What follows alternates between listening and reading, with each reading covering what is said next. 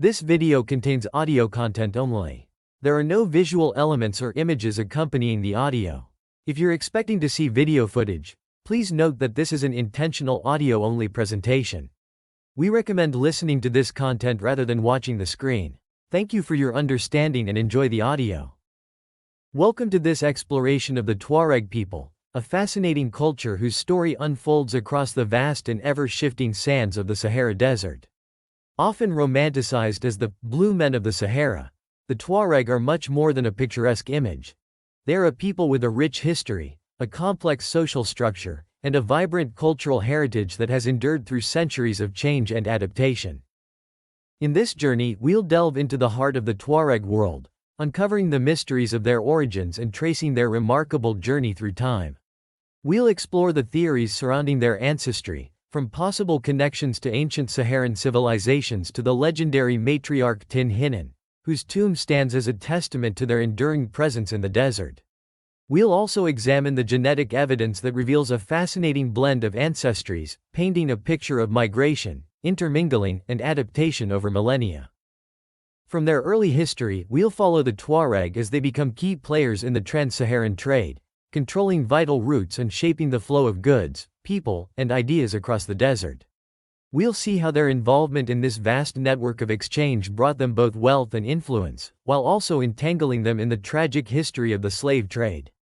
We'll witness their gradual embrace of Islam, a faith they blended with their existing beliefs and customs to create a unique cultural and religious synthesis.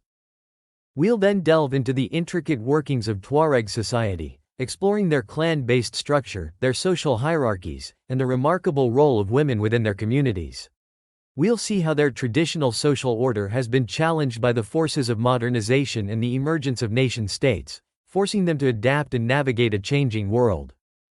No exploration of the Tuareg would be complete without immersing ourselves in their rich cultural traditions. We'll discover the beauty of their language, the Tamashek language family, and the ancient Tifana script, a writing system that has survived for centuries. We'll be captivated by the hypnotic rhythms of their music, a powerful form of storytelling that connects them to their ancestors and their desert home. We'll admire the artistry of their crafts, from intricate silver jewelry to elaborately decorated camel saddles, each piece a testament to their creativity and cultural identity. And we'll unravel the symbolism of the Tagelmust, the indigo veil worn by Tuareg men, an iconic garment that has become synonymous with their image. But the Tuareg story is not just one of cultural richness, it's also a story of struggle and resilience. We'll explore their resistance against French colonialism, a period of conflict that shaped their identity and continues to fuel their fight for self-determination. We'll examine the challenges they faced in the post-colonial era, from political marginalization and conflict to the ongoing struggle for their rights and recognition. Finally, we'll look towards the future, examining the challenges and opportunities that lie ahead for the Tuareg. We'll explore the impact of modernization and climate change on their traditional nomadic lifestyle, and we'll consider the complex relationships they have with other groups in the Sahel. We'll see how they are navigating a shifting world, striving to preserve their cultural heritage while adapting to the demands of a globalized society. Join us on this captivating journey into the world of the Tuareg, a people whose story is as vast and compelling as the desert they call home. Prepare to be inspired by their resilience, their cultural richness, and their enduring spirit in the face of adversity. Chapter 1. Origins and Early History of the Tuareg People. The Tuareg, often romanticized as the blue men of the Sahara, emerge from a history as rich and enigmatic as the desert itself. Their origins, like shifting sands, have sparked debate and inspired various theories, each attempting to chart a course through the mists of time. One compelling perspective points towards a connection with the Garamantes, a fascinating civilization that flourished in the Fezzan region of what is now Libya. For centuries, from the 1st millennium BC to the 5th century AD, the Garamantes carved out a remarkable existence in the harsh Saharan environment. They were skilled agriculturalists, developing sophisticated irrigation systems to cultivate the desert, and they built fortified towns, leaving behind impressive archaeological remains. Some scholars believe that the decline of the Garamantes, possibly due to environmental pressures or changing trade routes, may have played a role in the emergence of the Tuareg identity. Perhaps as the Garamantian power waned, Tuareg ancestors, possibly already present in the region, seized the opportunity to establish themselves as a distinct force. Another theory suggests a southward migration, a journey led by a powerful woman named Tin Hinan. Legend paints her as a founding queen, a matriarch who guided her people from the Tafilalt region, a verdant oasis in southeastern Morocco, into the heart of the Sahel. Her story speaks to the significant role women played in early Tuareg society. While not a full-blown matriarchy, Tuareg social structures afforded women considerable power and influence. They often held leadership positions, participated in decision-making, and enjoyed a level of independence uncommon in many other societies of the time.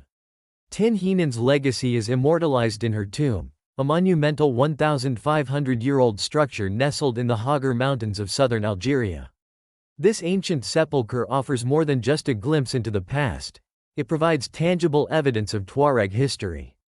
Remarkably, traces of Tifana, the traditional Tuareg script, have been found on the tomb's walls. These markings, whispers from antiquity, attest to the longevity of their unique writing system, a script that has endured through centuries of nomadic life and cultural exchange. Adding another dimension to the narrative are genetic studies, which reveal a captivating blend of West Eurasian and North African ancestry within the Tuareg gene pool. This genetic tapestry tells a story of migration, intermingling, and adaptation. Analysis suggests some genetic lineages entered the Tuareg population around 9,000 years ago, coinciding with a period known as the African Humid Period, when the Sahara was a much greener and more hospitable place. This era of increased rainfall and vegetation may have facilitated greater movement and interaction between different groups, leaving its mark on the Tuareg genome. Around 3,000 years ago, as the Sahara began to dry out and desertification intensified, the Tuareg population underwent local expansions. This period of environmental change likely influenced their migration patterns, pushing them towards the Sahel and shaping their nomadic lifestyle. Intriguingly, some of the Tuareg's maternal lineages can be traced back to the post-last glacial maximum human expansion from the Iberian Peninsula, a migration that rippled across both Europe and North Africa. This connection to ancient Iberian populations adds another layer to the intricate story of Tuareg origins. While their maternal DNA lacks genetic markers typically associated with the Neolithic expansion from the Near East, their paternal lineages appear to have roots in this same period. This difference between maternal and paternal lineages suggests different migration histories and interactions for men and women in early Tuareg society. Beyond genetics, historical accounts begin to shed light on the Tuareg around the 10th century. Scholars like Ibn Hakel, a 10th-century Arab traveler and geographer, documented the Tuareg presence in North Africa, offering glimpses into their lifestyle and trade activities. El-Bekri, an 11th-century geographer and historian from Córdoba, Spain, described the Tuareg as controlling key trans-Saharan trade routes, highlighting their economic and political influence. Al-Idrisi, a 12th-century geographer and cartographer who lived in Sicily, added further details about their geographical distribution and social organization. These early accounts often referred to the Tuareg as Malataman, meaning the veiled ones, a description that captures their distinctive custom of men wearing indigo-dyed veils. This iconic garment, which sometimes stains the skin beneath, also earned them the nickname, Blue People. Ibn Khaldun, the celebrated 14th-century historian, provided some of the most detailed early commentary on the Tuareg, their lives, and their society, although it seems he never met them directly. His writings drew on existing knowledge and contributed to a growing understanding of this fascinating people. Even before these written records, the Tuareg were shaping the cultural and religious landscape of the region. They played a significant role in the spread of Islam across North Africa and the Sahel. Their mobility, facilitated by their nomadic lifestyle, enabled them to connect different communities and carry the new faith across vast distances. Their influence in the spread of Islam can be seen in the adoption of the Maliki school of Islamic law, brought to them by the teachings of the Prophet al-Maghili in the early 16th century. However, the Tuareg also retained many pre-Islamic traditions and practices, blending them with their newfound faith to create a unique cultural and religious synthesis. The Tuareg's early history is inseparable from the trans-Saharan trade routes. They were not merely passive participants in this vast network of exchange, they actively shaped its dynamics. They controlled key passages, acted as both merchants and raiders, and played a crucial role in the flow of goods, ideas, and cultures across the desert. This involvement in trans-Saharan trade contributed to their economic prosperity and allowed them to interact with a wide range of people, further enriching their cultural heritage. During this period, the foundations of Tuareg social structure began to solidify. Their society was organized into clans, each with its own history and territory. Within these clans, social status played a significant role, with a clear distinction between nobles, vassals, and artisans.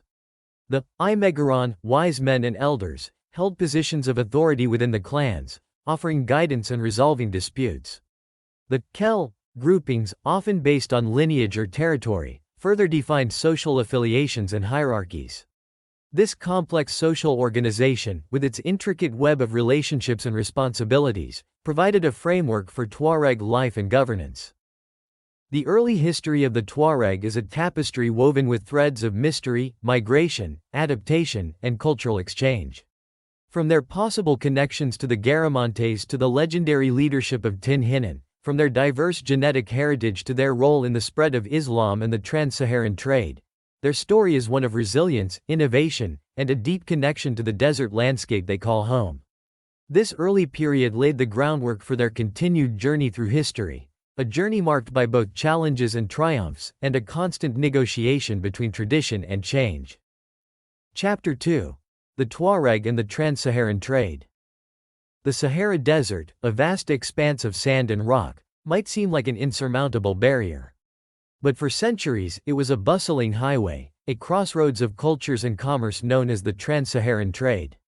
And navigating this desert highway were the Tuareg, the masters of the desert, who for centuries shaped the flow of goods, people, and ideas across this challenging landscape. Their intimate knowledge of the Sahara was their greatest asset. They knew the secret language of the dunes, the whispers of the wind, the hidden oases tucked away like precious jewels.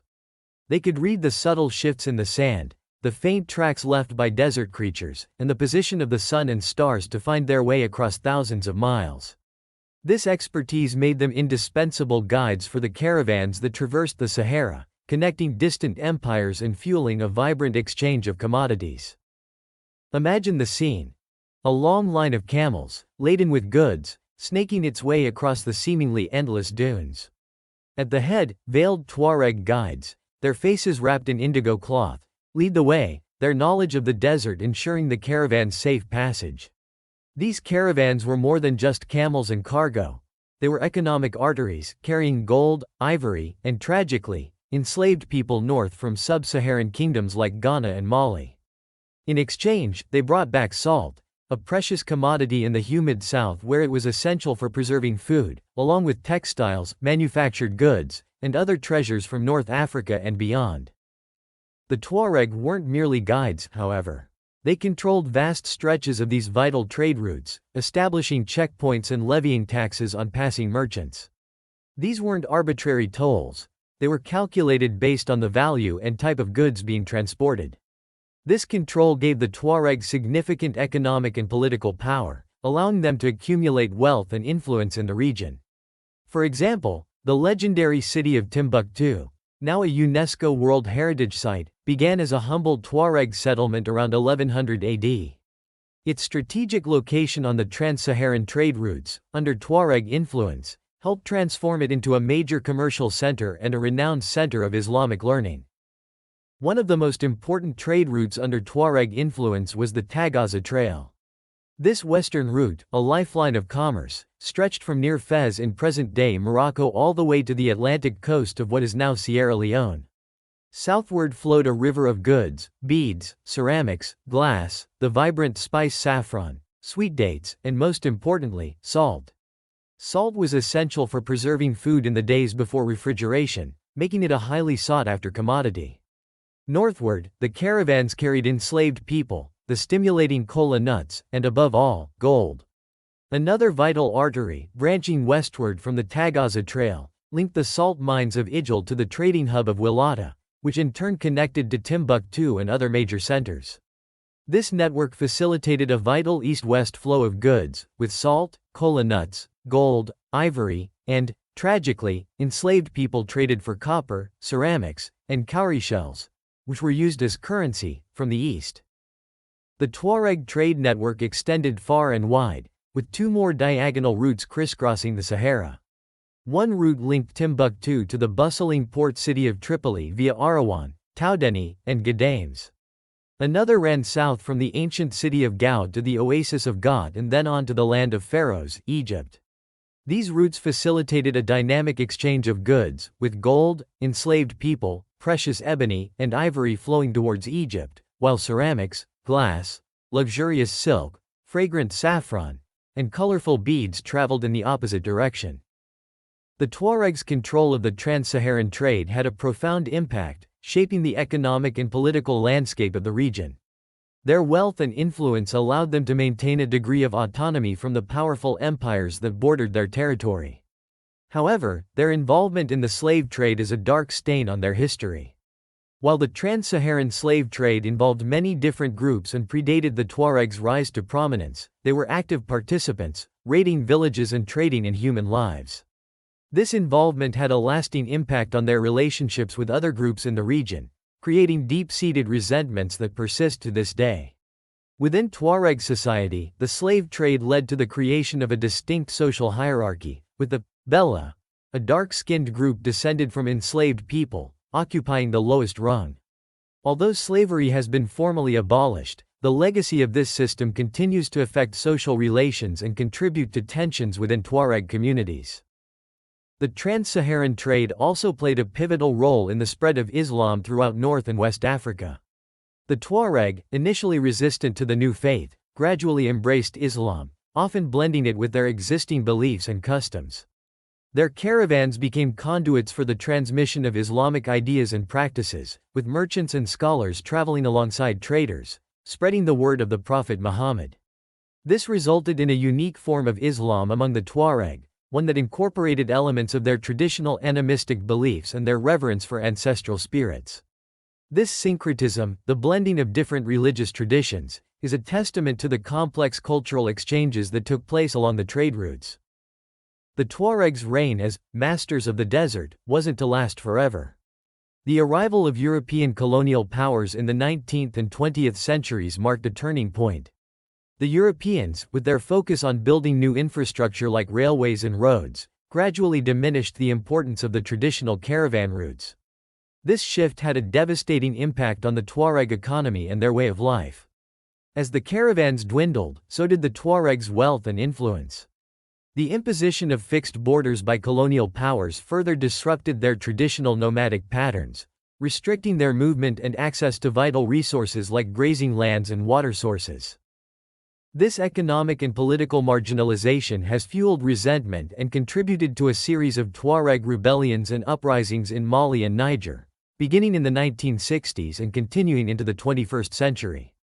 The Tuareg, feeling neglected and discriminated against by post-colonial governments, have taken up arms to fight for greater autonomy and control over their ancestral lands. One Tuareg refugee, speaking from a dusty camp in Burkina Faso, explained his experience.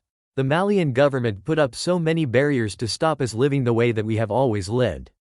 They have demanded our livestock and our harvest, yet in return they gave us nothing, no schools, no hospitals, no infrastructure, nothing. Another refugee, a former soldier in the Malian army, spoke of the discrimination he faced because of his light skin. Tuaregs are targets for them. Now I feel ashamed that I fought with the army. I still have the heart for fighting, but now I would fight against them, for us, for our independent state. These personal stories highlight the deep-seated grievances and the sense of marginalization that have driven Tuareg resistance.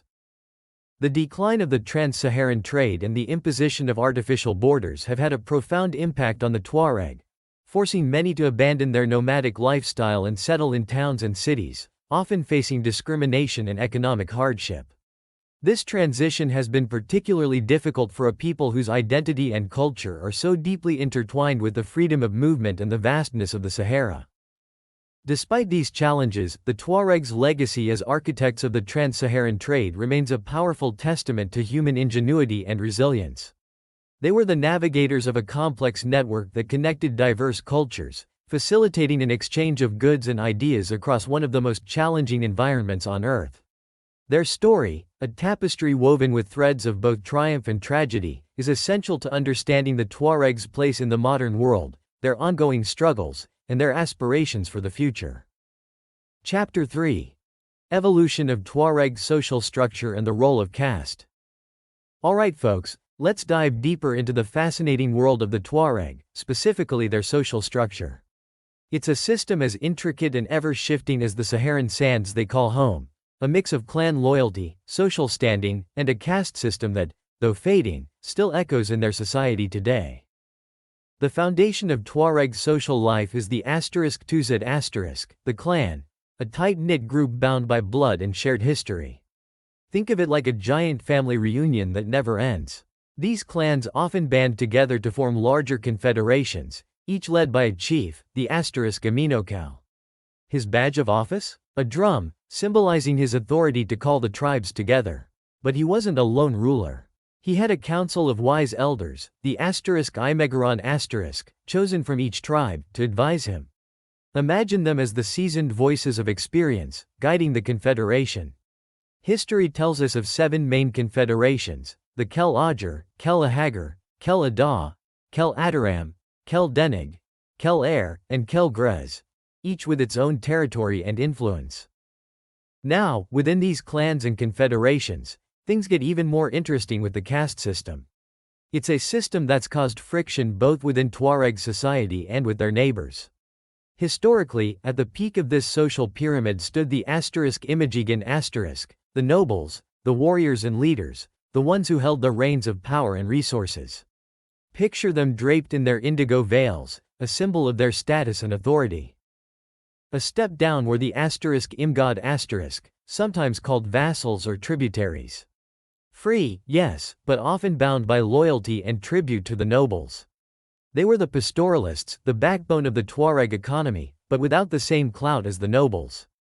Adding another dimension were the *Inislem and *, the religious scholars and marabouts, the spiritual guides and mediators. Their power wasn't about swords or herds, but about knowledge and their link to the divine.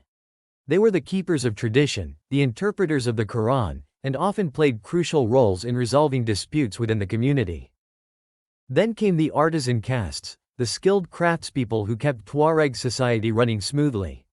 The *Inadan*, the blacksmiths, forged the tools and weapons essential for survival and trade. The *Inadan*, the leatherworkers, crafted saddles, bags, and other necessities from animal hides.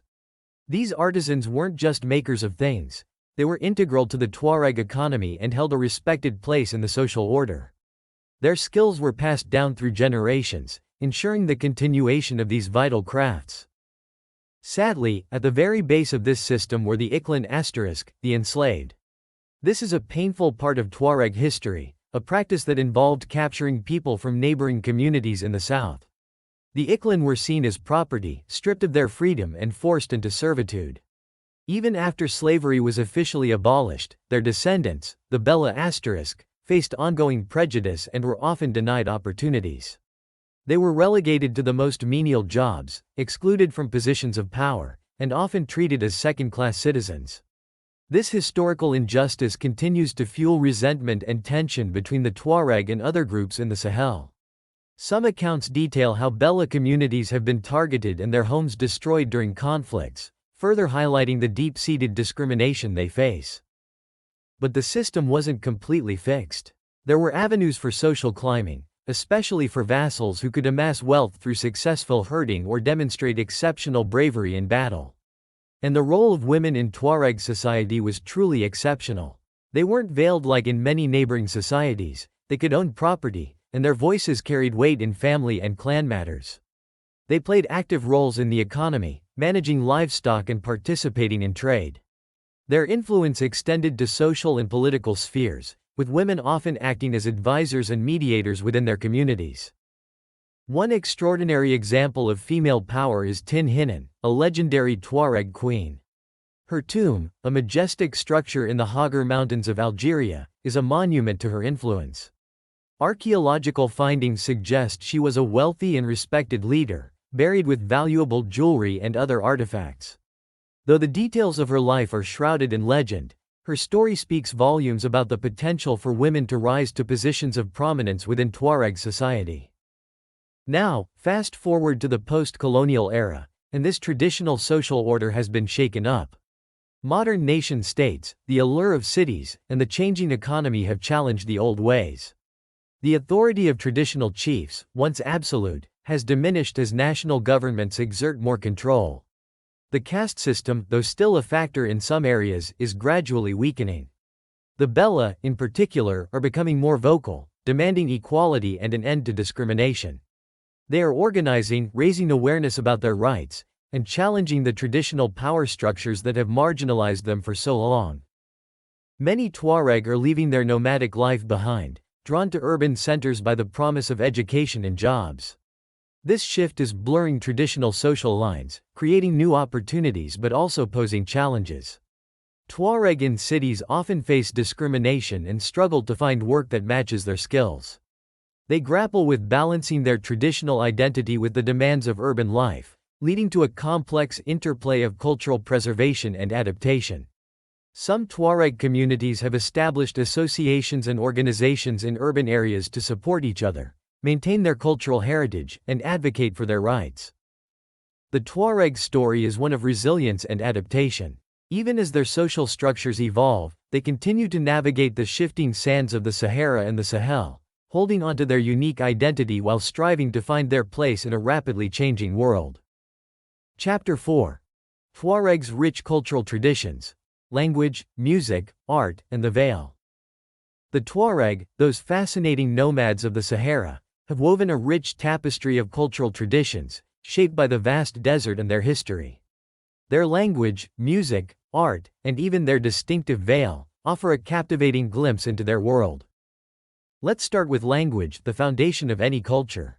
The Tuareg speak languages belonging to the Tamashek family, a branch of the Berber languages, which in turn is part of the larger Afro-Asiatic language family. This linguistic connection ties them to other Berber groups across North Africa and reveals the deep roots of their cultural heritage. Within the Tamashek family, variations like Tamajak, Tomahawk, Tawelamit, and others are spoken across the Sahara and Sahel, from southwestern Libya to northern Nigeria. These dialects, like colorful threads in a woven rug, reflect the diversity within Tuareg society, marking different tribes and regions. While Arabic and French have become intertwined with the Tuareg linguistic landscape due to centuries of trade and the legacy of French colonialism, Tamashek remains the heart of Tuareg identity. It's the language of their poetry, their songs, and the stories passed down through generations. It's estimated that over 1 million people still speak a Tuareg language, a testament to its enduring vitality. Adding another layer of intrigue to their language is the traditional Tifana script. This ancient alphabet, with its distinctive geometric characters, has a long and fascinating history.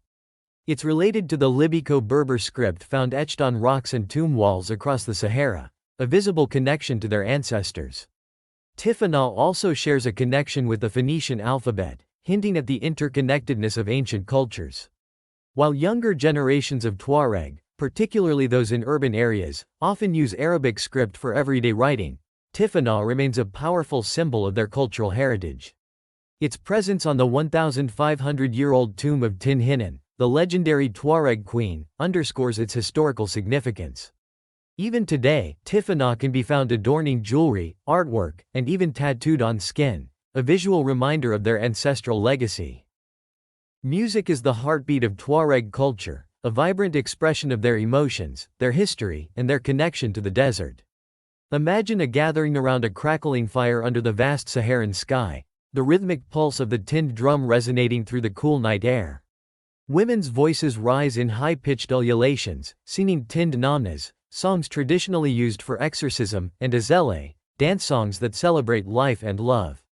Their voices, strong and clear, declare, "I am," their affirmations carried by the desert wind. Men, often mounted on camels, circle the women as they drum and chant, creating a mesmerizing spectacle of sound and movement. Tuareg music isn't merely entertainment, it's a powerful form of storytelling, a way to transmit their history and traditions. It's a living tradition, constantly evolving while remaining deeply rooted in their heritage. In recent years, Tuareg music has gained international recognition, thanks in part to bands like Teneriwen. Hailing from Mali, Teneriwen has captivated audiences worldwide with their electrifying blend of traditional Tuareg melodies, hypnotic rhythms, and contemporary rock influences. Their music, often described as desert blues, carries echoes of the tinned drum and the women's ululations, while also incorporating electric guitars and a modern sensibility. Teneriwen's success has not only brought Tuareg music to a global stage but has also highlighted the Tuareg struggle for cultural survival and self-determination.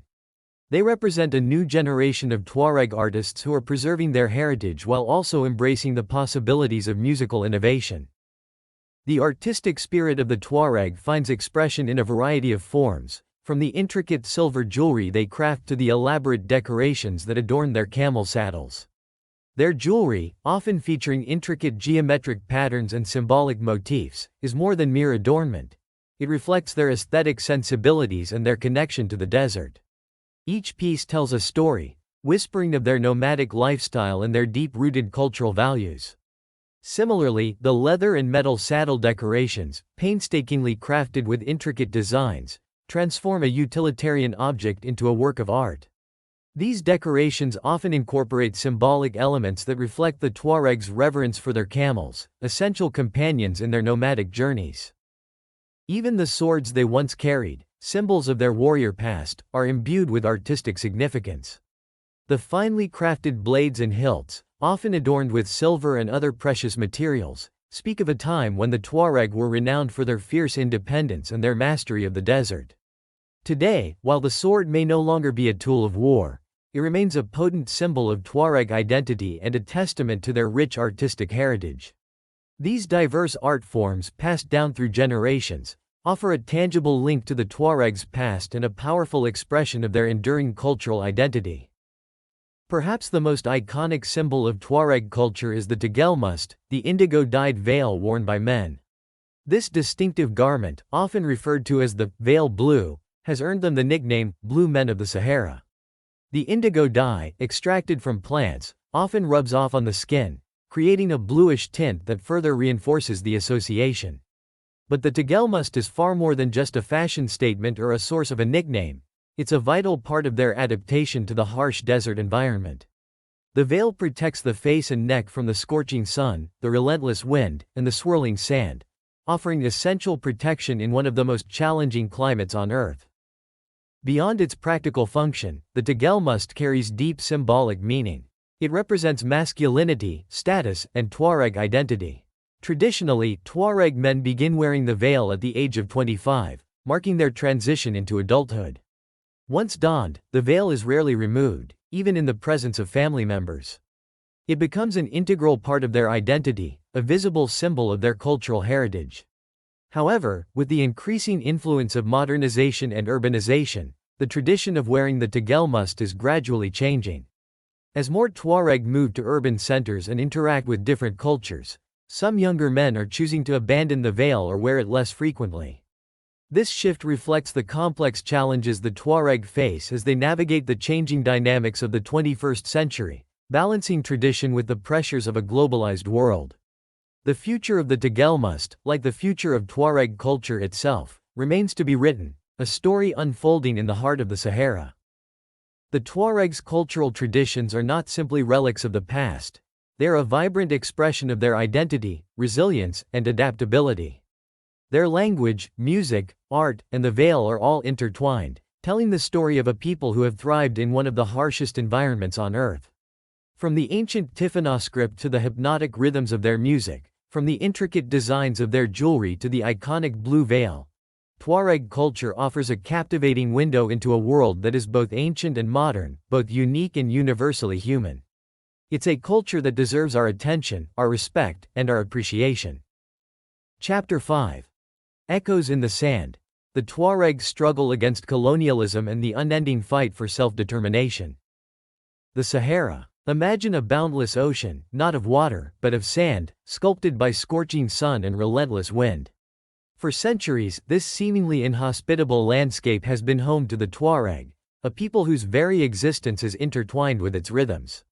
Their nomadic lifestyle, a tapestry woven with threads of freedom, self-governance, and deep connection to the land, clashed violently with the ambitions of European colonial powers in the late 19th century. This chapter explores the Tuareg resistance against French colonialism, a struggle that indelibly shaped their identity and continues to fuel their fight for self-determination today. The initial encounters between the Tuareg and the encroaching French were marked by cautious observation, not outright hostility. The Tuareg, traditionally organized into loose confederations, each guided by a respected chief or aminokal, viewed the French presence with a mixture of curiosity and suspicion. Their world, governed by ancient customs and the authority of their chiefs, seemed far removed from the machinations of European empires. But the French, driven by a thirst for control and resources, soon began to chip away at the foundations of Tuareg autonomy. Early forms of resistance were subtle, whispers of discontent against the growing French influence. The French, eager to exploit the Sahara's resources and control its trade routes, began to impose their will upon the Tuareg. They levied taxes on a people who had never known such impositions, demanding a share of their meager wealth derived from herding and trade. They confiscated the Tuaregs' prized camels, the very lifeblood of their nomadic existence, disrupting their traditional migration routes and crippling their ability to traverse the vast desert. Perhaps most damagingly, the French sought to dismantle the Tuaregs' nomadic way of life, attempting to force them into settlements, to become farmers tied to the land, a concept alien to their cultural identity. These acts, seemingly small to the outside world, were profound violations of the Tuaregs' freedom and self-sufficiency, igniting the flames of resistance. Stories circulated amongst the scattered communities, tales of French arrogance and disregard for their customs, fanning the embers of resentment into a growing fire. The French military expedition led by Colonel Paul Flatters in 1881 became a pivotal moment in the Tuareg struggle. Flatters, tasked with surveying a route for a trans-Saharan railway, underestimated the Tuaregs' resolve and their intimate knowledge of the desert. His expedition, equipped with the latest technology and weaponry, ventured deep into Tuareg territory, a blatant intrusion into their domain. The Tuareg, armed with their traditional Takuba broadswords and an unwavering determination to defend their homeland, responded swiftly and decisively. They ambushed Flatters and his men, using the vastness of the desert as their ally. The Tuareg, masters of the terrain, employed guerrilla tactics, harassing the French troops, disrupting their supply lines, and exploiting their unfamiliarity with the harsh environment. The result was a resounding defeat for the French, a humiliating loss that sent shockwaves through the colonial administration. The Flatters expedition became a symbol of Tuareg defiance, a testament to their ability to resist a technologically superior force.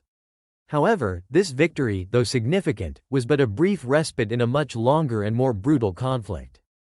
The French, stung by their defeat, returned with a vengeance, determined to crush Tuareg resistance.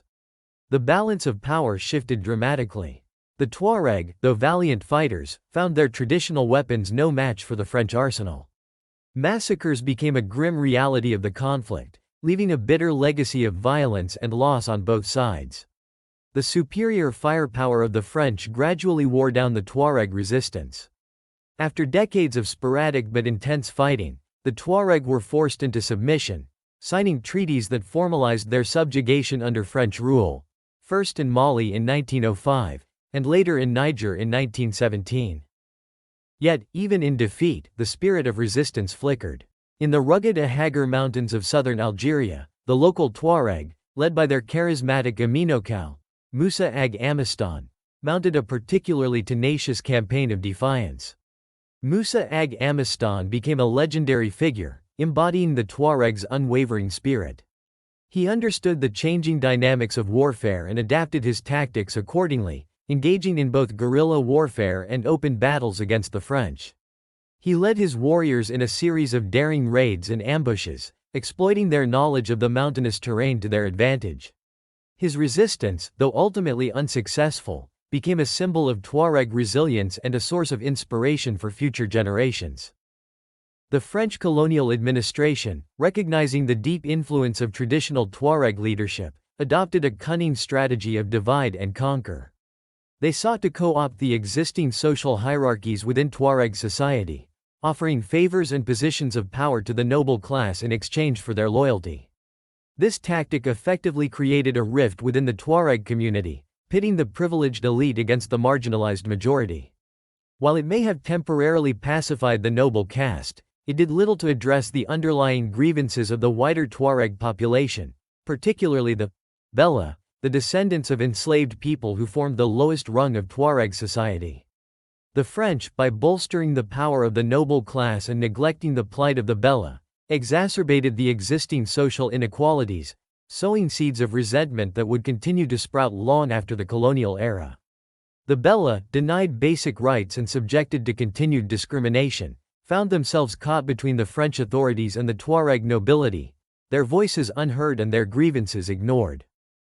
The imposition of arbitrary colonial borders further compounded the Tuareg struggle.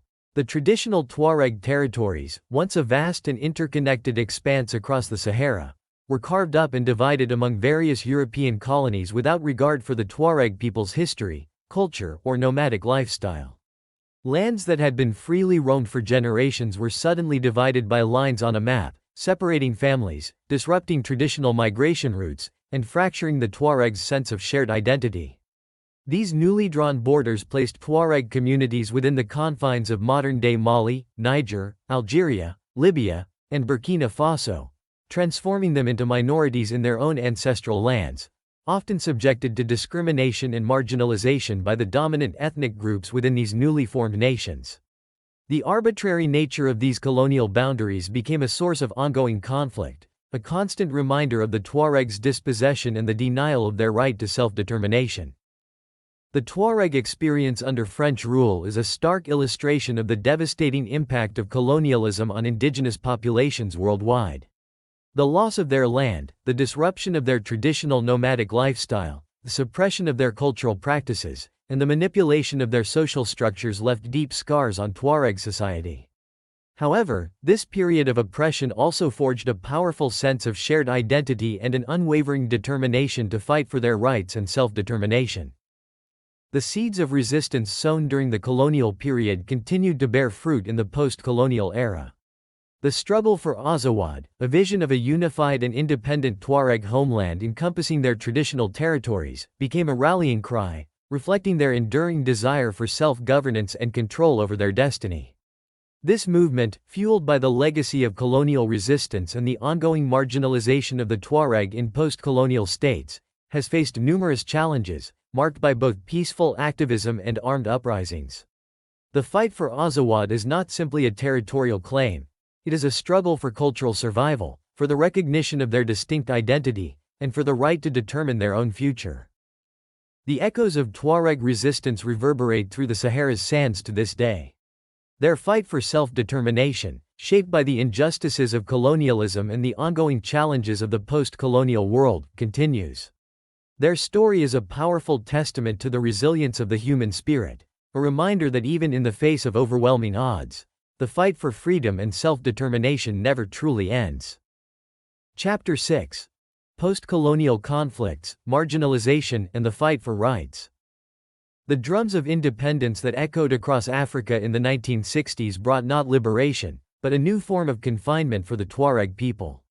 Their ancestral lands, a vast expanse across the Sahara Desert, were abruptly fragmented, sliced into neat portions by the cartographers of newly formed nation-states. Imagine a life built on free movement, on following ancient migratory routes with your herds, suddenly restricted by the imposition of rigid borders. This is the reality the Tuareg faced as their traditional territory was divided among Niger, Mali, Algeria, Libya, and Burkina Faso. The very essence of their nomadic pastoralist lifestyle, their connection to the land, was disrupted. Access to vital resources like water and grazing pastures, once governed by customary laws and seasonal migrations, became subject to the whims of distant governments. This division not only disrupted their way of life but also relegated the Tuareg to minority status in these new countries. They were often outnumbered and outvoted by other ethnic groups, their voices lost in the clamor of national politics. In Mali, for example, the Kidal region, though predominantly Tuareg, held little sway in the national government based in Bamako, a city hundreds of miles south and seemingly a world away from the concerns of the desert dwellers. This lack of political representation left the Tuareg feeling marginalized and unheard, their needs and concerns often ignored. They faced discrimination in access to education, healthcare, and employment, further fueling their sense of alienation. The struggle for survival in the harsh Saharan environment was further complicated by increasing resource scarcity, driven in part by desertification.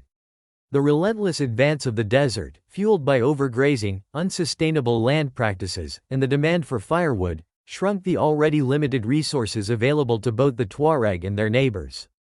The once shared grazing lands became battlegrounds for survival, sparking tensions and conflicts with other communities. This environmental pressure, combined with the restrictions on their nomadic movements, forced many Tuareg to abandon their traditional way of life altogether. Imagine leaving behind a life you've known for generations, a life deeply connected to the land and your herds, to seek uncertain opportunities in unfamiliar urban centers. This difficult transition brought new challenges: unemployment, poverty, and cultural displacement, as the Tuaregs struggled to adapt to a sedentary lifestyle that clashed with their nomadic heritage. In Mali, these post-independence grievances simmered, eventually erupting into open revolt. The first major uprising flared in the Adrer-Enfugas Mountains in the 1960s, with Tuareg groups from the Adrer des Ifaras joining the fight. Their demands for greater autonomy and a fairer share of resources were met with military force by the Malian government. The rebellion was suppressed, but the underlying issues remained unresolved. Resentment continued to build, culminating in another significant uprising in 1990, sparked by a clash between government soldiers and Tuareg outside a prison in Chin Tabaradin, Niger. This incident, though occurring across the border, ignited already tense relations in Mali and triggered a renewed wave of protests and armed resistance. The winds of change sweeping across North Africa in 2011 brought not hope, but further upheaval for the Tuareg. The collapse of the Libyan state under Muammar Gaddafi unleashed a torrent of weapons and fighters across the Sahel region. Among these fighters were many Tuareg who had served in Gaddafi's military, now returning home with combat experience and access to a vast arsenal. This influx further destabilized the region and provided the spark that reignited the Tuareg rebellion in Mali in 2012. This time, the rebellion was spearheaded by the National Movement for the Liberation of Azawad, MNLA, a group aiming to establish an independent Tuareg state called Azawad in northern Mali. The MNLA initially achieved significant military success, capturing key cities in the north and declaring independence. However, their dream of Azawad was quickly overshadowed by a darker force. Islamist groups like Al-Qaeda in the Islamic Maghreb, AQIM, and Ansar Dine, who had been operating in the shadows, seized the opportunity presented by the power vacuum to advance their own agendas. The MNLA, representing only a fraction of the Tuareg population and lacking the resources and manpower to control the vast territory, found themselves in an uneasy alliance with these extremist groups. The conflict grew increasingly complex, with shifting alliances and competing interests. The MNLA, realizing the threat posed by the Islamists, eventually broke ranks and sided with the French military when they intervened in 2013. This decision, while perhaps necessary for their survival, further fractured the Tuareg community and created suspicion among those who saw them as collaborators with a former colonial power.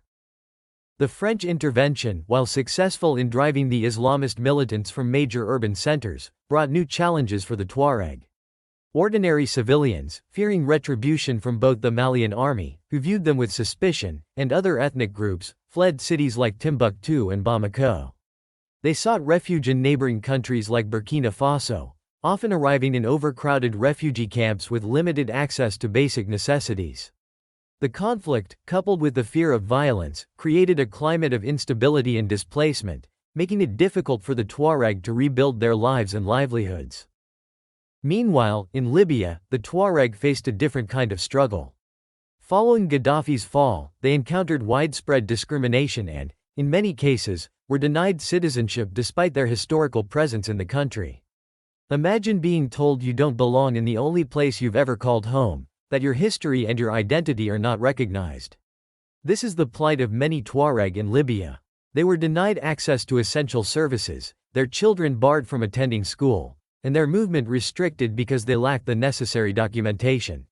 One Tuareg woman shared a heartbreaking story of her sister's death, highlighting the devastating consequences of statelessness. Her sister, suffering from a treatable illness, was denied medical care simply because she lacked a national identification number. This denial of basic rights further marginalized the Tuareg, pushing some to seek better opportunities elsewhere, often through perilous migration routes across the Mediterranean. Despite these immense challenges, the Tuareg have refused to be silenced.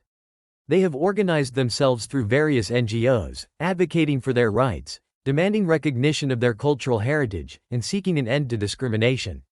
They have formed political movements, pushing for greater autonomy and a voice in the decisions that affect their lives. They have also worked to preserve their language, music, and traditions, passing them down to younger generations and ensuring the survival of their unique cultural identity.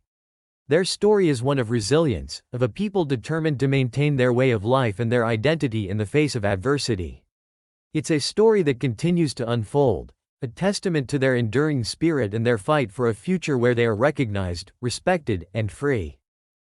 Chapter 7. The Impact of Modernization and Climate Change on the Tuareg Nomadic Lifestyle. The Sahara. Imagine a sea of sand stretching to the horizon, sculpted by the wind into ever-shifting dunes. Beneath a blazing sun, the air shimmers with heat. This unforgiving landscape, one of the harshest on Earth, has been the home of the Tuareg for centuries. Their lives, traditionally a tapestry woven with the threads of nomadic pastoralism, were a testament to human adaptability. But the 20th and 21st centuries brought with them winds of change, not the familiar desert winds, but powerful forces that challenged the very essence of their existence. Modernization, intertwined with the accelerating effects of climate change, has presented the Tuareg with a stark reality: adapt or face an uncertain future. One of the most profound disruptions to the Tuareg way of life has been the drawing of lines in the sand, national borders. As African nations claimed independence in the 1960s, the traditional Tuareg territories, once fluid and boundless as the desert itself, were fractured and divided among newly formed states like Niger, Mali, Algeria, Libya, and Burkina Faso. Imagine a nomadic herder, accustomed to following the rains and the grazing lands across vast distances, suddenly confined by invisible barriers. This restriction of movement, the cornerstone of their nomadic pastoralism, had far-reaching consequences. The Tuareg, accustomed to ranging freely across the Sahel in search of pasture for their camels, goats, and cattle, now faced increasing competition for dwindling resources and escalating tensions with neighboring groups, often settled agriculturalists with different ways of life and different claims to the land. The very concept of fixed borders clashed with the deep-seated migratory rhythms of Tuareg culture, creating a sense of confinement, dispossession, and a loss of control over their destiny. This restriction of movement didn't just impact grazing patterns, it choked off the lifeblood of the Tuareg economy. Once masters of the trans-Saharan trade, guiding camel caravans laden with gold, salt, and other precious goods across the desert, they found themselves marginalized in a world of paved roads and nationalized economies. Trade routes that had flourished for centuries were disrupted, as borders introduced customs duties, regulations, and political complexities. The Tuareg, accustomed to navigating the complexities of the desert, now had to navigate the complexities of bureaucracy and nation-states. The overexploitation of scarce resources, like firewood, driven by a growing population and changing economic demands, further degraded the fragile desert ecosystem. Desertification accelerated, making it even harder to sustain their herds. The desert, once a provider, seemed to be turning against them. Many Tuareg, facing the impossible choice between starvation and abandoning their heritage, were forced to seek work in towns and cities, a dramatic and often traumatic shift from their nomadic roots. The quiet dignity of the desert was exchanged for the chaotic anonymity of urban life. The Tuareg, however, are renowned for their resilience, their ability to survive and even thrive in the face of adversity. Faced with these monumental challenges, they have sought new paths, new ways to adapt. Some have turned to farming, attempting to coax life from the arid land, to supplement their dwindling herds. This transition is fraught with challenges. The desert is reluctant to yield its bounty, and the Tuareg, traditionally herders, have had to learn new skills, new ways of interacting with the land. They need training, resources, and access to water, often scarce and controlled by powerful interests. Others have sought opportunities within the structures of the nation-states that now control their territories, joining national armies or working as guides for tourists, sharing the beauty and mystery of their desert home with outsiders. In Libya, Muammar Gaddafi's recruitment of Tuareg into his militias offered a temporary reprieve from poverty for some, but also exposed them to new forms of conflict and violence. When Gaddafi's regime fell, many Tuareg found themselves unemployed, disillusioned, and sometimes stigmatized for their association with the former regime. Yet, this experience also equipped some Tuareg with military skills and experience, a factor that would later shape their involvement in regional conflicts and struggles for autonomy. As if the pressures of modernization weren't enough, climate change has added another layer of complexity, another weight on the shoulders of the Tuareg. The Sahel, a semi-arid belt south of the Sahara, has always been prone to droughts, cyclical periods of hardship that the Tuareg have historically navigated through their nomadic lifestyle. But in recent decades, these droughts have become more frequent, more severe, and more unpredictable. The rains, once a reliable source of life, have become erratic, failing to arrive when expected or arriving in torrents that cause flash floods and further erosion. The droughts of the 1970s and 80s, for example, decimated Tuareg herds, pushing families to the brink of starvation. Many were forced to migrate, seeking refuge in Libya and Algeria, searching for work and a chance to survive. These migrations, though born of desperation, also played a role in shaping Tuareg identity. Separated from their traditional lands, they found themselves drawn together by shared experiences, shared hardships, and a growing sense of collective identity. These migrations also contributed to the emergence of revolutionary groups, fueled by a desire to reclaim their lost autonomy and control over their lives. The story of Muhammad Ag Mata, the chief of the small village of in Tejeft in Mali, provides a poignant illustration of the difficult choices faced by the Tuareg. A man in his 60s, his face etched with the wisdom and weariness of a life lived in the desert, he reluctantly embraced a settled existence after losing all his cattle, his livelihood, to the devastating droughts of the 1970s and 80s. He recounted his family's struggle for survival, their near starvation, averted only by a small sum of money he had saved from his father. His story echoes the experiences of countless Tuareg, forced to abandon their nomadic traditions, the rhythms of their ancestors, for the sake of survival. It speaks to the profound disruption caused by the confluence of modernization and climate change. The Tuareg, though forced to adapt, have not relinquished their unique cultural identity. Their language, Tamashek, with its melodic variations and dialects, remains a vital thread connecting them to their heritage, to their history, and to each other. The Tifinagh script, an ancient alphabet etched onto rocks and leather, though less commonly used by younger generations growing up in a world of Arabic and French, is a powerful symbol of their ancestral past. Their oral traditions, a rich tapestry of poetry, proverbs, and folktales, passed down through generations under the desert stars, continue to nourish their cultural memory. Stories of courageous ancestors, of epic journeys, and of the wisdom of the desert elders, keep the spirit of the Tuareg alive. Even the veil, the tagelmust, traditionally worn by Tuareg men, has become an iconic symbol of their identity, though its meaning and use are evolving in a changing world. Some see it as a protection against the harsh desert elements, others as a symbol of modesty and cultural pride, and still others as a sign of resistance and rebellion. The Tuareg experience in the 21st century is a complex story, a story of resilience in the face of adversity, of adaptation to forces beyond their control, and of the ongoing struggle to preserve a unique cultural identity amidst the pressures of modernization in a rapidly changing world. Their story echoes the challenges faced by nomadic and pastoralist communities worldwide, communities grappling with the combined forces of modernization, climate change, and the relentless pressures of globalization. The imposition of national borders has restricted their traditional migratory patterns, disrupting their access to vital resources and exacerbating conflicts with neighboring groups. Climate change has intensified the challenges of their arid environment, with more frequent and severe droughts threatening their livelihoods and forcing them to make difficult choices. The future of the Tuareg is not written in stone, not etched into the rocks of the Sahara. It is a future being shaped by their own choices, their own adaptations, and by the actions of governments and the global community. Will they find ways to balance the demands of modernization with the preservation of their cultural heritage? Will they be able to secure their livelihoods in a rapidly changing world? Will they be recognized and supported in their efforts to adapt and thrive? Their journey is far from over.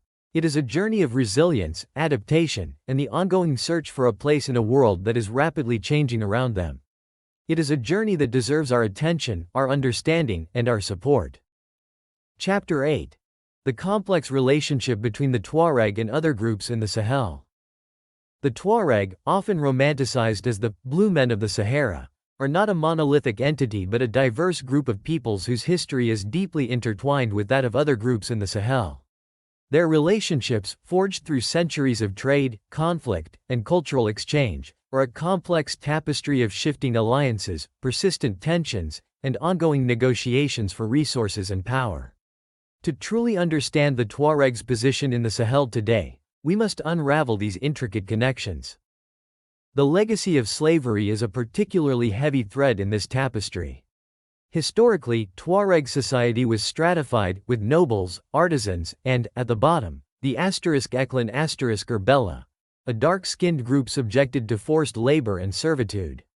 This practice, though officially abolished, has left deep scars on intergroup relations. This history continues to shape perceptions and interactions, particularly during times of conflict.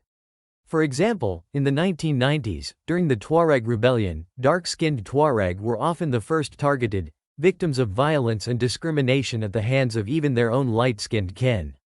One woman shared her harrowing experience with Sky News, describing how she and others like her were considered by the rebels as fit only for enslavement or death. This horrific account underscores the enduring impact of this past injustice. Even the very definition of Tuareg is contested, highlighting the complexities of identity within the community itself. The concept of who is considered Tuareg is often intertwined with lineage and skin color, not just cultural practices. One encounter in Sikasso, Mali, illustrates this point vividly. A family of dark-skinned blacksmiths, speaking Tamashek, the Tuareg language, considered themselves Tuareg. However, a light-skinned, turbaned Tuareg man dismissed this claim outright, asserting that members of historically servile groups could not be true Tuareg. This internal debate reveals the complex interplay of race, caste, and identity within the Tuareg community.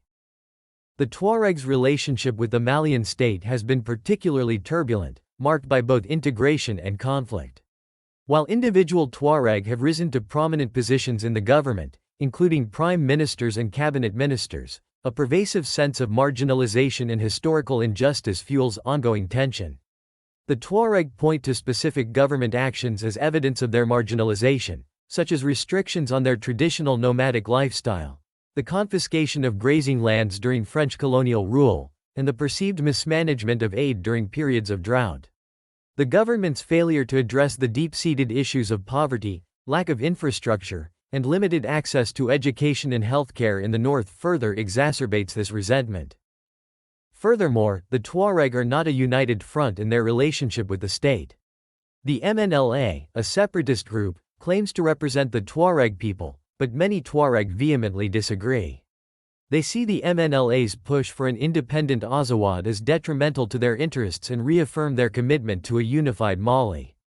An online petition signed by numerous Tuareg declared, "We have been, remain, and will always be full-fledged Malians," demonstrating the diverse perspectives within the community and the lack of consensus on the question of separatism. Adding to the complexity, reports of human rights abuses committed by Malian troops against Tuareg civilians, including extrajudicial killings and enforced disappearances, further erode trust and fuel animosity. The discovery of an Arab man's body in a shallow grave outside Timbuktu, after he had been detained by Malian soldiers, as documented by France 24, serves as a chilling example of these abuses and the challenges of reconciliation. The Tuareg's relationship with other groups in northern Mali, such as the Songhai, the largest group in the region, and the Arabs or Moors, is similarly intricate. Centuries of coexistence have been marked by both cooperation and conflict. While trade and cultural exchange have fostered connections, historical grievances, including the Tuaregs' past involvement in the enslavement of black Africans, and competition for scarce resources like water and grazing land continue to be sources of tension. The French colonial administration further complicated these relationships by reinforcing the existing Tuareg social hierarchy. By relying on the loyalty of the Tuareg nobility, the French inadvertently exacerbated existing inequalities and deepened resentment among other groups. A photograph from 1974, showing a Tuareg man with his slave, serves as a stark visual reminder of this colonial legacy. Beyond Mali, the Tuareg have interacted with a range of groups across the Sahel, leaving their mark on the region's history and culture. Their role in the trans-Saharan trade connected North Africa with sub-Saharan communities, as they guided caravans and facilitated the exchange of goods. The Tuaregs' distinctive blue clothing, adopted from the Halplar people, serves as a visible symbol of this cultural exchange and adaptation. In Libya, under Muammar Gaddafi, many Tuareg were recruited into his military, serving as mercenaries in various regional conflicts. While this experience fostered a sense of shared identity among those who served, Gaddafi's unfulfilled promises of citizenship created a new set of challenges. After the fall of his regime, many Tuareg were left stateless, facing discrimination and denied basic rights. This precarious situation has driven some to seek new lives in Europe, undertaking perilous journeys across the Mediterranean. Their stories highlight the tragic consequences of broken promises and the desperate measures people take to secure a better future. External forces, including colonial powers and international actors, have profoundly shaped the Tuaregs' relationship with other groups in the Sahel. French colonialism disrupted traditional social structures, land ownership systems, and patterns of movement, creating lasting power imbalances and exacerbating existing inequalities. More recently, the War on Terror has cast a long shadow over the region. Governments, eager to demonstrate their commitment to counter-terrorism, have sometimes labeled Tuareg groups as extremists, leading to increased surveillance, militarization, and human rights abuses. These actions have further alienated Tuareg communities, fueling resentment and distrust towards both their governments and the international community. The Tuaregs' relationship with the world beyond the Sahel is equally complex.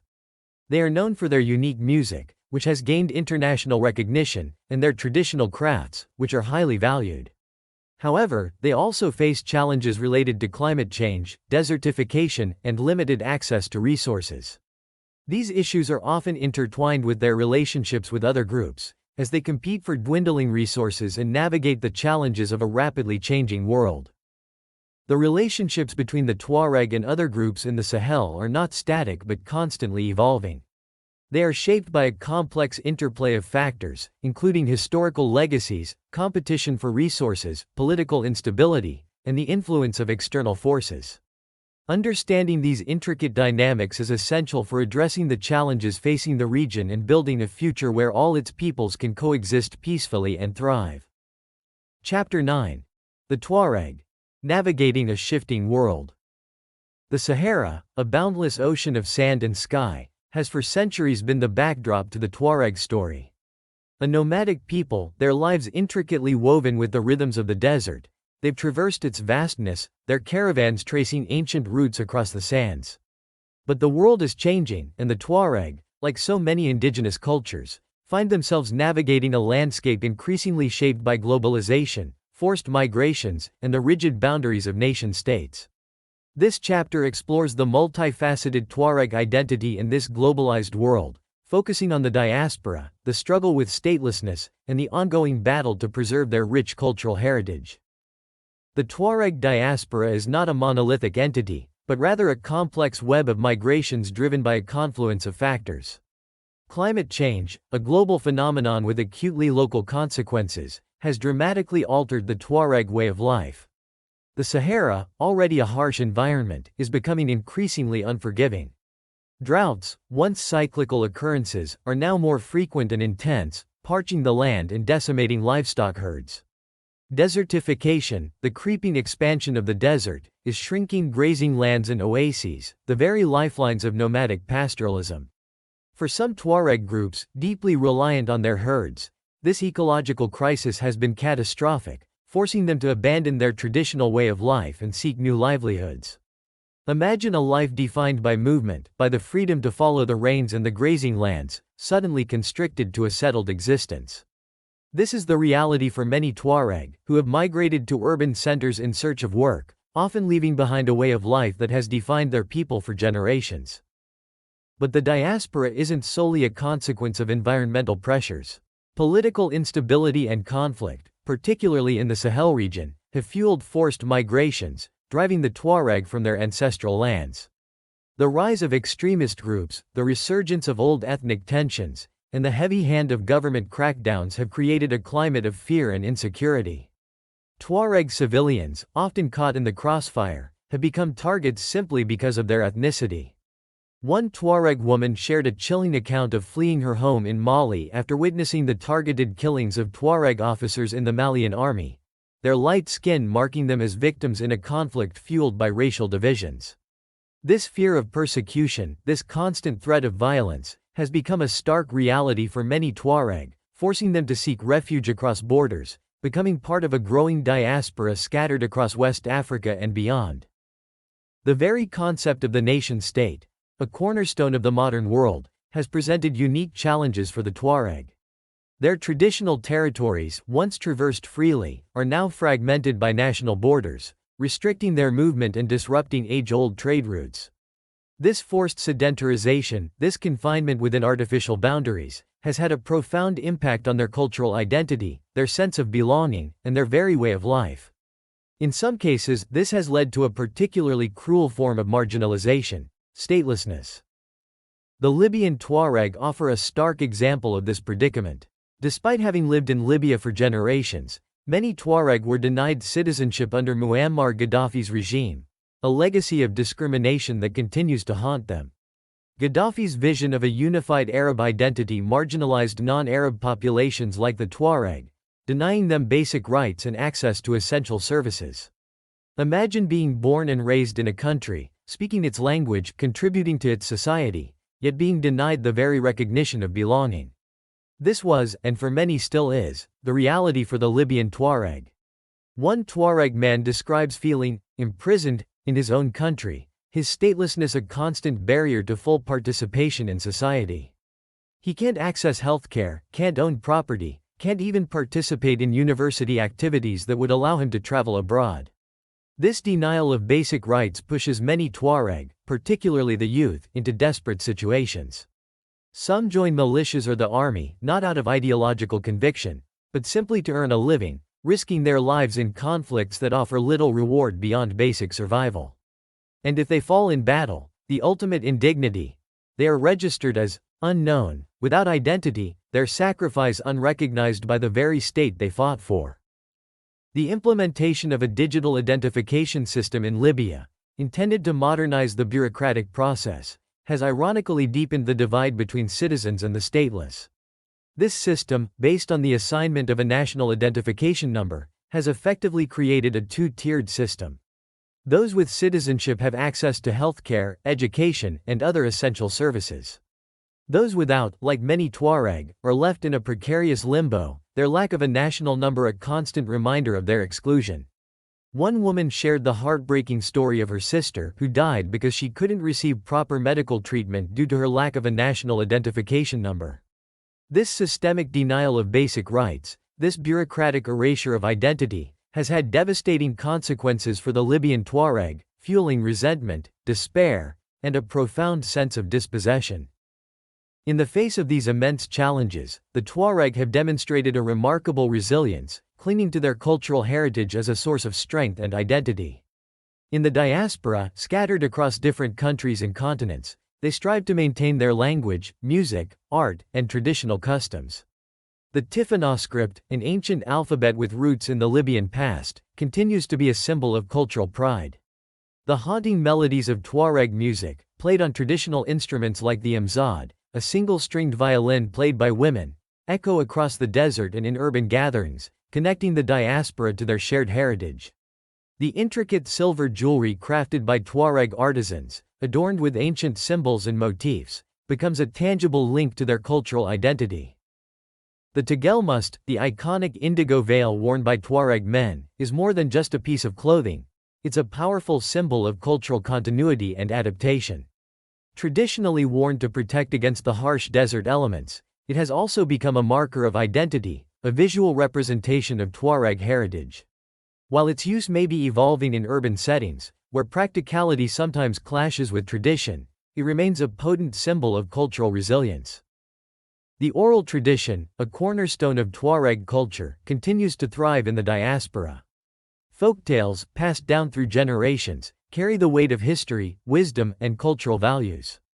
The Journey of the Princess, a captivating tale translated from the Tamashek language, tells a story of resilience, justice, and the enduring power of family bonds. It reflects the struggles faced by the Tuareg, the importance of resourcefulness, and the enduring hope for a better future. These stories, shared in gatherings and whispered around campfires, serve as a powerful reminder of their shared heritage, connecting the diaspora to their ancestral past. Even in the most challenging of circumstances, the Tuareg find ways to preserve their cultural practices. In the Mentau refugee camp in Burkina Faso, Tuareg women continue to uphold their traditions, their vibrant clothing and intricate hairstyles a testament to their cultural pride. They gather to share stories, sing traditional songs, and practice their unique customs, creating a sense of community and continuity in the midst of displacement. However, the Tuareg identity is not without its internal complexities. The historical caste system, with its distinctions between nobles, artisans, and the Bella, a darker-skinned group traditionally associated with lower social status, continues to influence social dynamics within the diaspora. These internal divisions, rooted in a history of slavery and social hierarchy, can complicate cultural preservation efforts, creating tensions and challenges as the Tuareg navigate a changing world. The Bella, often marginalized within Tuareg society, have their own unique cultural traditions and perspectives, which are sometimes overlooked in broader representations of Tuareg identity. Reconciling these internal differences, acknowledging the complexities of their shared history, is a crucial step in fostering a more inclusive and representative Tuareg identity in the diaspora. The Tuareg journey in a globalized world is a testament to the resilience and adaptability of the human spirit. It's a story of navigating a shifting landscape, of confronting the challenges of forced migration and statelessness, and of striving to preserve a rich cultural heritage in the face of immense pressures. Their story reminds us that cultural identity is not static, but rather a dynamic force that can evolve and adapt while retaining its core values and traditions. The Tuareg are not merely victims of circumstance. They are active agents in shaping their own future, striving to create a world where their unique cultural heritage can thrive alongside the forces of globalization, where their voices can be heard, and where their right to belong is finally recognized. Chapter 10. The Future of the Tuareg, Challenges and Opportunities. The Tuareg, often romanticized as the blue men of the Sahara, face a future fraught with complexities. Their traditional nomadic pastoralism, a way of life intricately woven into the fabric of the Sahara, is under immense pressure. But even as they navigate these turbulent waters, they demonstrate an unwavering resilience, a deep connection to their cultural heritage, and a remarkable capacity for adaptation. Their future is uncertain, yet it's a story of survival, a testament to the human spirit in the face of adversity. One of the most formidable challenges confronting the Tuareg is the changing environment. The Sahel, that delicate band of semi-arid land south of the Sahara where many Tuareg graze their livestock, is becoming increasingly unforgiving. Erratic rainfall, prolonged droughts, and encroaching desertification are making it harder and harder to sustain their traditional livelihoods. We heard the heartbreaking story of Muhammad Ag Mata, a Tuareg chief who watched helplessly as his herd of 200 cattle perished due to drought. This devastating loss forced him to abandon his nomadic life and settle in the village of in Tejeft. His story isn't unique. It reflects the plight of countless Tuareg herders grappling with the harsh realities of a changing climate. Desertification, worsened by overgrazing and the need for firewood, further shrinks available pastureland and pushes the Tuareg toward a settled existence they're often ill-equipped to handle. This transition from nomadic pastoralism to settled agriculture is no easy feat. The Tuareg's knowledge and skills are traditionally centered around raising livestock and navigating the vast desert. farming requires a whole different set of skills. In Tejeft, a well-intentioned donation of a water pump meant to aid irrigation sits unused because nobody in the village knows how to operate it. This simple example underscores the need for training and support as the Tuareg adapt to new economic realities. Settled life also brings them into closer contact with other ethnic groups, creating new social dynamics and sometimes exacerbating existing tensions.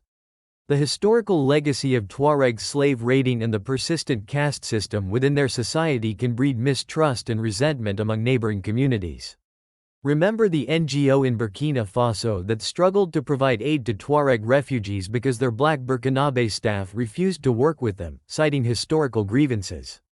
These complex inter-ethnic relationships add another layer of difficulty to the Tuareg's struggle for survival. Beyond environmental and social challenges, political marginalization casts a long shadow over the Tuareg. Scattered across the political boundaries of Niger, Mali, Algeria, Libya, and Burkina Faso, they often find themselves at the margins of power in each of these nations. Their nomadic lifestyle, which historically disregarded national borders, clashes with the rigid boundaries of modern nation-states. This has resulted in ongoing conflicts over land rights, access to resources, and political representation. The Tuareg have staged several rebellions, seeking greater autonomy and control over their ancestral lands. The 2012 rebellion in Mali, triggered by a combination of factors including the return of heavily armed Tuareg fighters from Libya after the fall of Gaddafi and long-simmering grievances against the Malian government, vividly illustrates this ongoing struggle. However, it's crucial to understand that even within the Tuareg community, there's no single, unifying vision for the future. The MNLA, the group that spearheaded the 2012 rebellion, represents only a portion of the Tuareg population, and their actions have often been detrimental to other Tuareg, especially those from traditionally marginalized castes. A dark-skinned Tuareg woman interviewed during the conflict poignantly stated that the MNLA considered people like her fit only for enslavement or death. These internal divisions, compounded by external pressures, make it incredibly challenging to address the Tuareg's collective needs and aspirations. The question of an independent Tuareg state, known as Azawad, remains a point of contention, with opinions varying widely even within the Tuareg community. Adding to this already volatile mix is the rise of violent extremism in the Sahel. Groups like Al-Qaeda in the Islamic Maghreb, AQIM, Jama'ah Nusrat al-Islam wal Muslimin, JNIM, and the Islamic State in the Greater Sahara, ISGS, have exploited the region's instability and weak governance to gain a foothold. While poverty and marginalization might push some disillusioned Tuareg youth toward these groups, the vast majority of Tuareg reject their extremist ideology. The presence of these groups disrupts traditional trade routes, exacerbates existing conflicts, and further destabilizes the region, making it even more difficult for the Tuareg to maintain their traditional ways of life. Tragically, the Tuareg are often caught in the crossfire, targeted by both government forces and extremist groups. They face stigmatization and accusations of collaborating with extremists simply because they speak the same language, inhabit the same territory, or because some individuals have been involved in criminal activities like kidnappings for ransom. This unfair labeling further marginalizes the Tuareg and damages their relationships with neighboring communities and governments. Despite this bleak landscape, the story of the Tuareg is not one of despair. It is a story of resilience, adaptation, and the enduring strength of culture. They possess a rich and vibrant heritage, passed down through generations, that provides a powerful anchor in a changing world. Their language, Tamashek, with its various dialects and its ancient Tifana script, is a source of pride and identity. Their music, often featuring traditional instruments like the imzad, a single-stringed violin played by women, is hauntingly beautiful and tells stories of their history and their connection to the desert. Their art, expressed through intricate jewelry, leatherwork, and wood carvings, reflects their creativity and their close relationship with their environment. And their traditions, like the Tegelmust, the indigo veil worn by Tuareg men, are not merely functional but deeply symbolic, representing honor, identity, and cultural continuity. Even as they adapt to new ways of life, the Tuareg fiercely hold onto their cultural identity. In Mauritania, the dara, a long, flowing gown traditionally worn across the Sahara, has been embraced as a symbol of national pride, worn even by businessmen in place of Western suits. This is a beautiful example of how tradition can adapt and thrive in modern contexts. Migration, a long-standing practice among the Tuareg, has also become a crucial strategy for adaptation and survival. Faced with drought, conflict, and lack of opportunities in their traditional homelands, many Tuareg have migrated to urban centers in search of work or to neighboring countries seeking better grazing lands. This diaspora, while often born out of hardship, can also be a source of strength. Tuareg communities abroad maintain strong ties to their homeland and contribute to the preservation of their culture. However, migration also presents significant challenges, particularly the issue of statelessness. Many Tuareg, especially those who migrated to Libya during Muammar Gaddafi's rule, were promised citizenship but never received it. They now live in a legal limbo, facing discrimination, limited access to basic services like healthcare and education, and restrictions on their movement. This precarious legal status creates enormous difficulties and limits their opportunities for a better future. Some Tuareg who migrated to Europe, often through perilous journeys across the Mediterranean, did so precisely because statelessness denied them access to legal migration channels. Their stories highlight the devastating consequences of being denied a nationality. The future of the Tuareg is not a simple dichotomy of challenges versus opportunities. It is a complex tapestry woven from environmental, political, economic, and social threads. The Tuareg, like all indigenous peoples, have the right to self-determination and the right to shape their own future. The international community has a responsibility to support their efforts to adapt to a changing world while safeguarding their unique culture and traditions. This means addressing the root causes of conflict and marginalization, promoting sustainable development initiatives that respect their way of life, and ensuring that the Tuareg have a voice in decisions that affect their lives. The Tuareg are not simply a fading memory of the past, they are a vibrant people with a rich heritage and an essential role to play in the future of the Sahel. Their story is one of resilience, adaptation, and the enduring power of culture in the face of overwhelming odds. It is a story that deserves to be heard, understood, and supported. The Tuareg people, inhabitants of the Sahara Desert, present a captivating study in cultural resilience and adaptation. From their mysterious origins, possibly linked to ancient Saharan civilizations, they emerged as key players in the trans-Saharan trade, controlling vital routes and shaping the flow of goods and ideas across the desert. Their social structure, based on clans and a historically stratified caste system, reflects both internal complexities and their interactions with neighboring groups.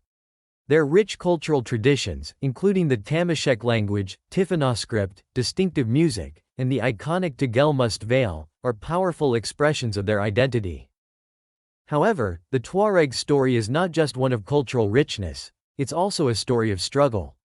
Their resistance against French colonialism, the imposition of national borders, and ongoing political marginalization have shaped their fight for self-determination. Modernization and climate change, particularly the increasing frequency and severity of droughts, have further challenged their traditional nomadic lifestyle, forcing many to migrate to urban centers or across borders. This diaspora, while a testament to their adaptability, has also led to new challenges, including statelessness and the struggle to preserve their cultural heritage in new environments. The Tuareg experience offers valuable insights into broader themes of cultural identity, adaptation, and the impact of globalization on indigenous communities. Their story highlights the challenges faced by nomadic and pastoralist groups worldwide, as traditional ways of life are disrupted by environmental changes, political instability, and economic pressures. It also underscores the importance of cultural preservation and the resilience of indigenous communities in maintaining their traditions and identities in the face of adversity. The complexities of their relationships with other groups in the Sahel, shaped by historical legacies of both cooperation and conflict, provide a valuable case study for understanding intergroup dynamics in regions undergoing rapid change. Looking ahead, research on the Tuareg and similar groups can contribute to a deeper understanding of how indigenous communities adapt to globalization, climate change, and political marginalization. This knowledge can inform policies aimed at supporting sustainable development, promoting cultural preservation, and addressing the root causes of conflict. Further exploration of the Tuareg diaspora can shed light on the challenges and opportunities faced by migrant communities and the role of cultural identity in navigating new environments.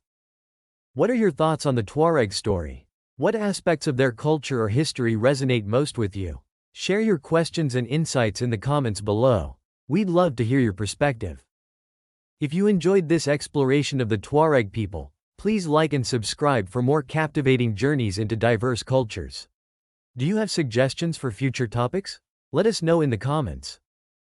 The pursuit of knowledge and understanding is a journey without end. Let's continue to explore the world together, one fascinating story at a time.